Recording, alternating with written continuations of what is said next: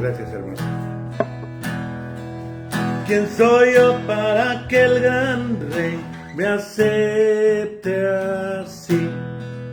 Me encontró en mi perdición su amor por mí, pues su amor por mí. ¿Cómo están, mis hermanos? Bienvenidos a una mañanera más. Libre soy en él, libre en verdad, soy hijo de Dios, si lo soy. Libre soy, él me rescató, su gracia en mí, que aun siendo yo un pecador, él murió por mí, él murió por mí. Libre estoy en él, libre en verdad, soy hijo de Dios, si lo soy. Escogido, perdonado, yo soy quien dices que soy.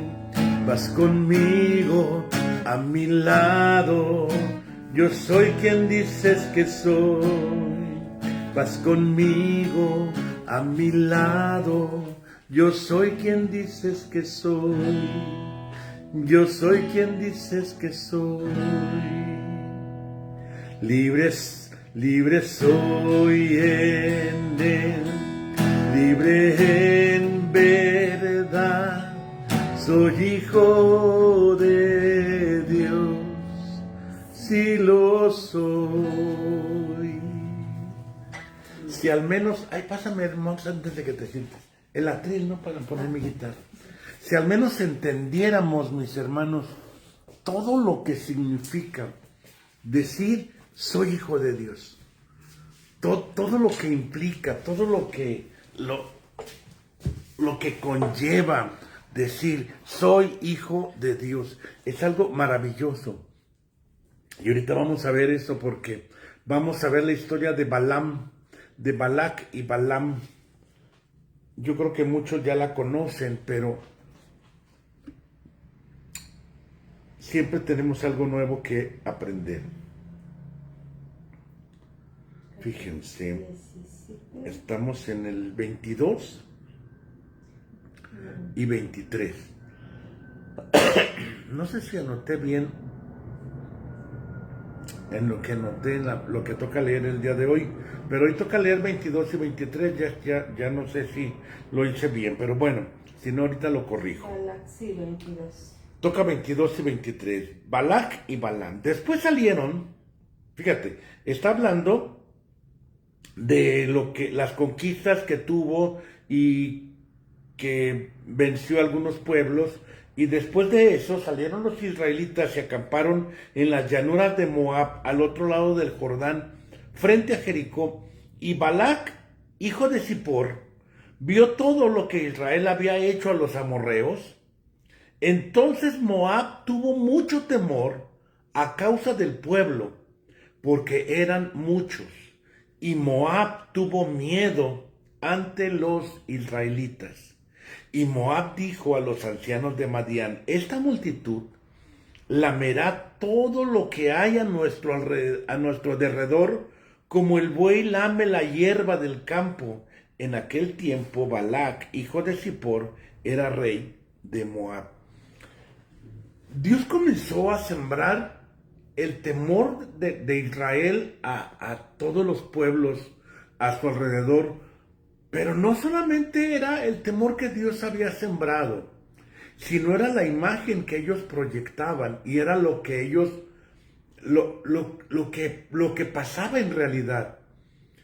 Y muchas veces, mi hermano, nosotros nos menospreciamos y no vemos todo lo que Dios ha hecho en nuestra vida, y a veces la gente que está a nuestro alrededor ve más lo que Dios ha hecho en nuestra vida que nosotros mismos.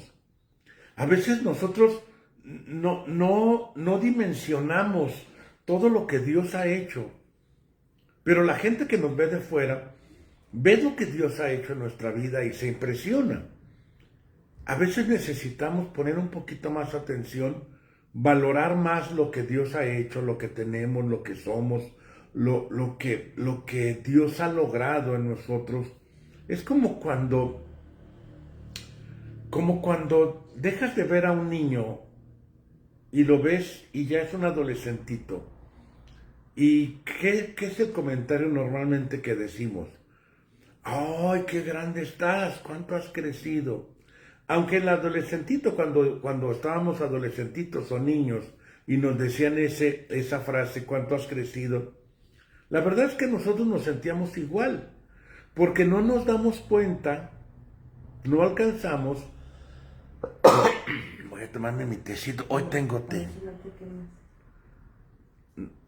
No, espero que no me queme. A veces no nos damos cuenta del crecimiento que hemos tenido porque vamos creciendo poco a poquito. Cuando tenemos la costumbre, casi todos los papás tenemos la costumbre de rayar una puerta, de rayar una bardita, de rayar una pared, y ir marcando cómo va creciendo, porque a los papás nos emociona o nos parece muy bonito ver el crecimiento de nuestros hijos. Y vemos que va aumentando poco a poco. Aunque el hijo se siente igual. El hijo se siente igual. Una cosa que pasa también con la edad. Los que están jóvenes, cuando estén grandes, se van a dar cuenta de esto. Hasta ahorita, no hay un momento donde me sienta viejo. O sea, donde me sienta viejo. O sea, sí sé que estoy grande, sí sé que estoy creciendo, pero yo me siento igual que cuando tenía 20, 30 años. O sea, yo me siento el mismo, pero no ha sido así. Entonces, a veces no nos damos cuenta de nuestro crecimiento o no lo percibimos. Pero yo estoy seguro que si hacemos un balance y hacemos un análisis de cómo hemos crecido, vamos a darnos cuenta de que sí, hay una enorme diferencia del pueblo de Israel que salió de Egipto al pueblo de Israel que estaba ahí en la tierra de Moab. Hay una enorme diferencia. Hay una enorme diferencia entre tu vida, de cómo estabas hace 3 años y cómo estás ahorita.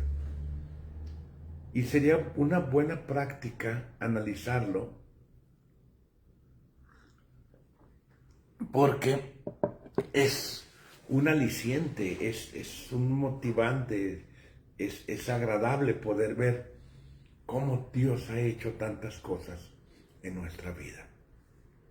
Es una forma de honrar a Dios. Dice, y envió, versículo 5, mensajeros a Balaam, hijo de Beor, en Petor, que está cerca del río, en la tierra de los hijos de su pueblo, para llamarlo, y le dijo, mira, un pueblo salió de Egipto y cubre la superficie de la tierra y habitan frente a mí. Ven ahora, te ruego, y maldíceme a este pueblo, porque es demasiado poderoso para mí. Quizá pueda derrotarlos y echarlos de la tierra, porque yo sé que a quien tú bendices es bendecido, y a quien tú maldices es maldecido. Balaam, ¿quién era Balaam?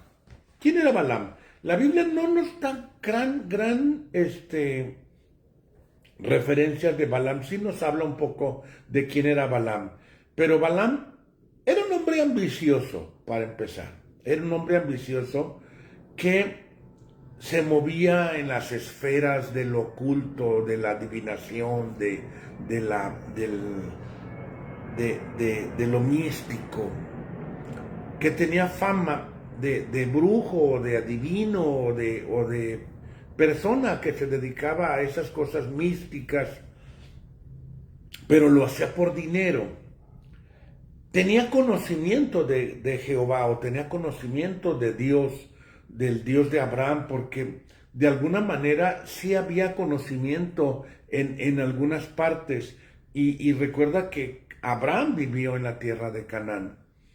Melquisedec vivió en la tierra de Canaán, en Salem. Entonces, había cierto conocimiento, no había un desconocimiento total de Dios. Y en ocasiones posiblemente Dios se le había revelado a Balaam.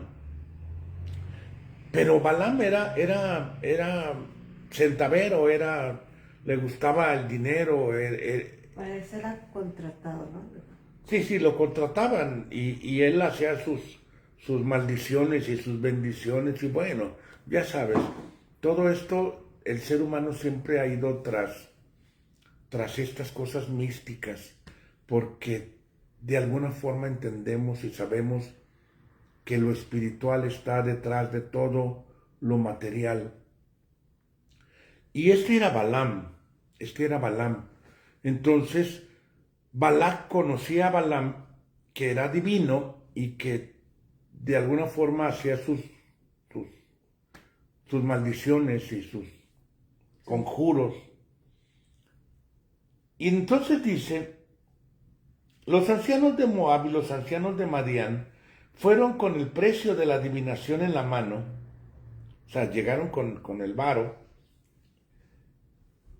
y llegaron a Balaam y le repitieron las palabras de Balac. Y él les dijo, pasen la noche aquí, y yo les traeré palabras según lo que el Señor me diga. Y los jefes de Moab se quedaron con Balaam.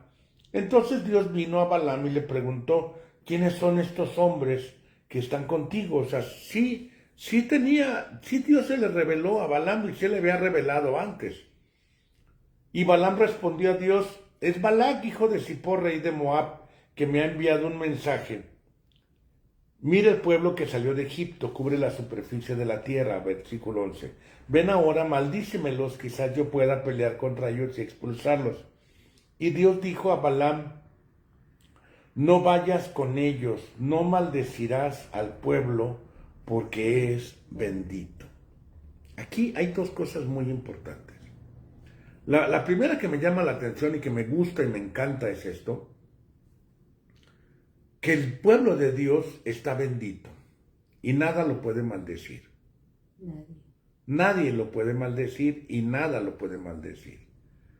No hay maldición, no hay brujería, no hay amarres, No hay muñequito. no hay tierra de panteón, sal y todo lo que se conoce en el mundo. Nadie te puede hacer brujería, absolutamente nadie. El diablo no te puede maldecir. No hay maldición contra el que está bendito por Dios. Eso es muy importante. Ninguna arma forjada contra ti prosperará, dice la palabra en Isaías. Ninguna arma forjada contra ti prosperará, porque Dios es tu protector, tu guardador, y es quien está velando por ti. Entonces, eso de entrada es buenísimo. La segunda cosa que yo veo en este texto es el mandamiento tajante que Dios le da a Balaam. No vayas. O sea, no vayas. No le dijo, bueno, déjame pensarlo, quizás sí, quizás no. Le da un mandamiento tajante. Balaam, versículo 13, Balaam se levantó de mañana y dijo a los jefes de Balac, vuelvan a su tierra porque el Señor ha rehusado dejarme ir con ustedes. Y los jefes de Moab se levantaron y volvieron a Balac y le dijeron, Balaam rehusó venir con nosotros. Entonces Balac envió jefes otra vez más numerosos y más distinguidos, o sea, le mandó a la crema y nata. Y fueron a Balaam y le dijeron, así dice Balac, hijo de Zippor, te ruego que no rehuses venir a mí, porque en verdad te honraré en gran manera y haré cualquier cosa que me digas. Ven pues, te ruego, y maldíceme este pueblo. Y Balaam respondió a los siervos de Balac: aunque Balac me diera su casa llena de plata y oro, yo no podría traspasar el mandamiento del Señor mi Dios, fíjate. O sea, muy obediente. Para hacer ni poco ni mucho. Pero le ruego, fíjate, ahí es donde está la trampa. Porque a mí me suena más a trampa este comentario de que no se puede hacer nada. De que no hay dinero que me pueda mover. Pero déjenme ver. Vamos a que me autorice mi jefe. Sí. Vamos a ver. Les ruego que permanezcan aquí también esta noche y sabré qué más me dice el Señor. O sea, a la mera y ya cambió de opinión. Dios vino a Balaam de noche y le dijo: si los hombres han venido a llamarte, levántate y ve con ellos, pero solo dirás la palabra que yo te hable. Entonces vemos aquí a Balaam que él entendía perfectamente que no podía traspasar. Conocía de alguna manera, conocía algo a Dios. No era totalmente ajeno a Dios. Era un adivino creyente. Yo creo porque sabía que los principios espirituales de bendecir funcionaban, ¿no? Porque, saludos, bella comunidad. Yo creo porque conocía esos principios espirituales que sí aplican y que sí benefician. Él como adivino, pues, no tanto por honra, sino por conveniencia, porque yo creo que él tenía como ese don de andar en lo oculto. Sí. O que le gustaba. Y vemos a Balaam que realmente él quería tener dos mundos que muchas veces buscamos a Dios porque queremos su bendición. Porque Balaam quería las riquezas que le ofrecía Balac. Balaam quería esos dones que le ofrecían, o sea, era muy atractivo. El proyecto era bueno, el proyecto era atractivo, pero no podía traspasar el mandamiento de Dios, pero estaba insistiendo. Y vemos cómo Dios sí le permite, pero no le permite. O sea, sí le permite, pero no era la voluntad de Dios que fuera. Aunque sí le permite ir. Y vemos que Balaam se levanta en la mañana, versículo 21, muy de mañana, aparejó su asna y se fue con los jefes de Moab, pero Dios se enojó porque él iba. ¿Por qué se enoja Dios? Porque le había dicho expresamente, por eso te decía hace ratito que era algo importante. Dios le había dicho expresamente que no fuera. Dios ya le había dicho que no fuera. Sin embargo, él insiste. Dios le dice, bueno, ve. Pero lo correcto era que dijera, no, Señor, si tú me dijiste que no, pues no voy, aunque me ofrezcan mucho dinero y el proyecto esté bueno. Y vemos que Balaam traspasa la palabra de Dios por causa de la avaricia, y lo vemos en diferentes partes de la Biblia, en Judas y en Pedro, que lo ponen como ejemplo de avaricia. De avaricia, fíjate que ya aquí vemos otra emoción de las que hemos estado hablando. Hemos hablado de codicia, hemos hablado de queja, hemos hablado de murmuración. Aquí vemos otro sentimiento y otra doble intención, porque Ajá. Él sentía que Dios le estaba dando como ese permiso de, bueno, sí ve, pero se enoja porque Dios ve la intención correcta de su corazón, que no era correcta, pues era incorrecta, de que era más porque iba por la ganancia, por la avaricia. Es que la avaricia, mis hermanos, es darle más valor a lo material que a las cosas espirituales o que a las cosas emocionales o que los valores. Y la avaricia es una idolatría.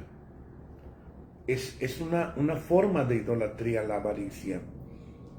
El buscar las cosas materiales por encima de las cosas espirituales o por encima de los valores es idolatría, es avaricia. Y Dios condena muy fuerte la avaricia. Y aparte, perdón, eso se me hace importante que aparte con ese permiso falso, hacemos nuestra voluntad como a nuestro parecer y pensamos que contamos con el permiso falso, que no es cierto, donde Dios siempre nos deja la voluntad de elección, de que tú sabes la respuesta. Sí, y esa avaricia, dice el apóstol Pablo a Timoteo, que la raíz de todos los males, fíjate, esto es muy fuerte, porque dice la raíz de todos los males, la raíz de todos los males es el amor al dinero. Es algo muy, muy fuerte cuando nosotros le damos el valor a las cosas materiales más que a las cosas espirituales y que a las cosas, a los valores morales.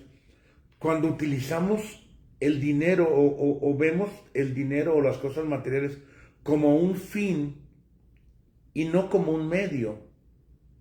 Porque el dinero no es malo el dinero. Los bienes materiales no son malos, pero son una herramienta, son un medio para lograr algo. El dinero es un recurso que nos va a dar comodidad. El dinero es un recurso que nos va a hacer cumplir metas, cumplir propósitos, hacer algo, cuando el dinero es un limitante para poder hacer algo. Por ejemplo, queremos hacer una campaña evangelística. Necesitamos folletos, necesitamos mandar imprimir panfletos o volantes o algo. Necesitamos rentar un lugar, necesitamos hacer cosas, pero no tenemos dinero. Entonces el dinero se vuelve un limitante para hacer las cosas. El apóstol Pablo necesitaba dinero para ir a los viajes misioneros porque el barco cobraba, porque la comida costaba. Entonces necesitaba dinero y él trabajaba para generar ese recurso, pero el propósito de generar ese recurso era para poder cumplir un propósito. Cuando no tiene un propósito el recurso económico, sino es en sí mismo la meta, el recurso, eso es avaricia. Eso es avaricia porque mi meta no es una casa más grande. Tengo propósitos en la vida y el dinero me puede dar comodidad y me puede dar bienestar en algún sentido. Pero cuando solamente es la meta el recurso económico, entonces se convierte en avaricia y se convierte en idolatría. Y dice que Dios se enojó porque él iba y el ángel del Señor se puso en el camino como un adversario contra él. O sea, de verdad, yo no quiero estar como un adversario. Que Dios sea mi adversario, yo no quiero. Y Balaam iba montado en su burra, en su burrita, en su asna. Y sus dos sirvientes iban con él. Cuando el asna vio al ángel del Señor de pie en el camino, con la espada desenvainada en la mano, el asna se salió del camino y se fue por medio del campo. Pero Balaam golpeó el asna para hacerla volver al camino. Y vemos aquí el primer don espiritual que le da la asna a Dios. Es el discernimiento de espíritus. Porque pudo ver al ángel y Balaam no lo veía. Dios puede utilizar cualquier medio, mi hermano. ¿A los perros? A los perros no. Mi esposa, no hay tema que saque que no meta a sus perros. Dios puede utilizar cualquier medio para mostrarnos su camino y para mostrarnos su voluntad. A veces tenemos que ser sensibles para saber que eso que está ocurriendo es un estorbo para que no continuemos por ese camino. A veces es un poquito complicado porque necesitamos saber si es persistencia lo que tengo que utilizar o prudencia. Sí, porque voy a hacer algo, a un viaje, a un proyecto, a lo que sea. El carro se me poncha. Entonces tengo que saber, Señor, qué tengo que hacer. O sea, es una señal para que no vaya a ese viaje. Se han dado casos, por ejemplo, de que a alguien se le hizo tarde y no llegó al vuelo que iba a tomar el avión, y el avión se estrella y el avión se muere todos los pasajeros, y de alguna forma esa persona se salvó. Pero ¿qué debo de hacer entonces? ¿Qué debo de hacer? ¿Debo de insistir? ¿Debo de esforzarme para saltar este obstáculo? ¿O debo de rendirme al primer obstáculo? Esto es algo que requiere práctica y requiere sensibilidad espiritual. Pablo quería ir a diferentes lugares y dice que encontró obstáculos. Pero en la noche Dios se le apareció y le habla, y donde veía a un macedonio que le decía, ven a ayudarnos. Cuando nosotros encontremos obstáculos, tenemos que preguntarle a Dios siempre. David decía, Señor, ¿los persigo o no los persigo? Y en ocasiones Dios le decía, persíguelos. En otra ocasión le dijo, rodéalos. Esa comunicación constante y esa comunión constante que tenemos que tener con Dios para poder tener la guía del día a día, la guía de cada momento. Señor, si tú no me autorizas, si tú no me das tu bendición, si tú no vas conmigo, pues yo no quiero ir. Porque si algo queremos, si algo es lo más importante, más que el recurso, más que el proyecto, más que los bienes, más que cualquier otra cosa, es tener la bendición de Dios en nuestra vida. Muchas veces pensamos, es que Dios cumple sueños. Cumple mis sueños, Señor. Cumple mis sueños. Más que cumplir nuestros sueños, nosotros debemos de cumplir el propósito de Dios. ¿Cuál es el propósito? El propósito de Dios va por encima de tu sueño. El propósito de Dios es la prioridad. El sueño de José era estar en un lugar de autoridad. El propósito de Dios era preservar la vida de un pueblo.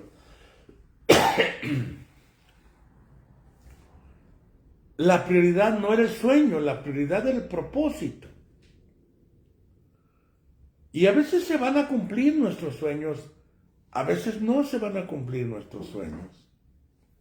Yo no soñaba con esta panza que tengo, pero la tengo. Yo soñaba con cosas que se cumplieron. Hay cosas que no se cumplen. Hay cosas que sí se cumplen. Porque no es lo importante el sueño. Lo importante es el propósito. ¿Cuál es el propósito de Dios para tu vida? Yo sé que tienes muchos sueños, pero no son la prioridad del sueño. La prioridad es el propósito que Dios tiene para tu vida. Y Dios utilizó a la burrita esta para hablarle. Entonces el ángel, versículo 24, del Señor se puso en una senda estrecha de los viñedos, con una pared de un lado y otra pared del otro lado. Al ver el asna, al ángel del Señor se pegó contra la pared y presionó el pie de Balaam. Y aquí es donde Balaam se enojó. Grosero le pegó. Entonces él la golpeó otra vez. Y el ángel del Señor se fue más lejos y se puso en un sitio estrecho donde no había manera de volverse ni a la derecha ni a la izquierda. Y viendo el asna al ángel del Señor, se echó debajo de Balaam. O sea, ya le aplastó, porque se echó y le aplastó sus piernas. Y Balaam se enojó y golpeó al asna con un palo. Vemos aquí el carácter de Balaam. Frustrado, yo creo. Ven, que era explosivo Balaam. Era explosivo, no cuidaba a su burrita, no era así como hay personas que no cuidan a sus perritos. No es cierto. Eso es muy cierto porque ahí dice que no. Voy a dejar a mi esposa que se desplaye. Que no golpeemos a los animales porque al final del día es nuestro carácter el que resalta y hay que tratar a los animales con dignidad porque es la obra del Señor. Ay, sí, no los maltraten, por favor. Ni los pateen ni les hablen feo. Vemos aquí el carácter explosivo de Balaam, que